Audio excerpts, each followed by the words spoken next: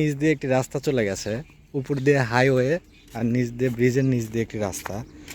আমরা সেই রাস্তা দিয়ে যাচ্ছি এখন।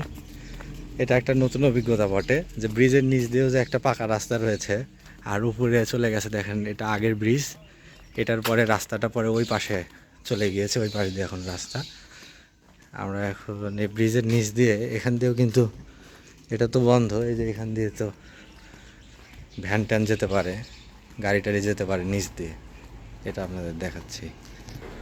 এই যে উপর দিয়ে রাস্তা, আর এই যে নিচে আরেকটা রাস্তা। উপরে হলো হাইওয়ে, আর এখানে নিচ দিয়ে রাস্তাটা এখানে থেকে অনেক উঁচু। আর এই যে এটা একটা স্কুল, এখানে একটা স্কুল রয়েছে, স্কুলটা দেখি। স্কুলের পাশে এখানে সুন্দর একটি বাড়ি, খুবই রুচিশীল এবং সুন্দর একটা বাড়ি। দেখুন কত ডিজাইন করে, সুন্দর একটা ডিজাইনের একটা রুচিশীল একটা বাড়ি এখানে আমরা দেখতে পাচ্ছি। এই স্কুলটির নাম হলো পাটগাড়ি সরকারি প্রাথমিক বিদ্যালয়।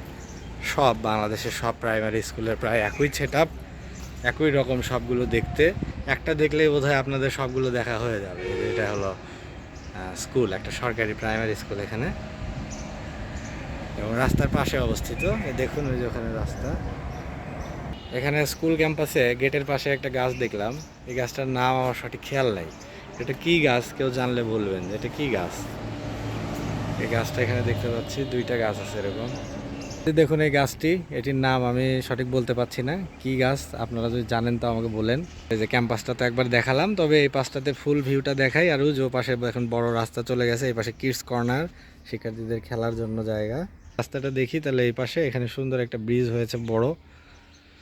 আর এখানে রয়েছে স্কুলের সামনে একটি অভিজাত রুচিশীল একটি বাড়ি। বাড়ির ডিজাইনটি অত্যন্ত সুন্দর, গেটের পাশে গাছ।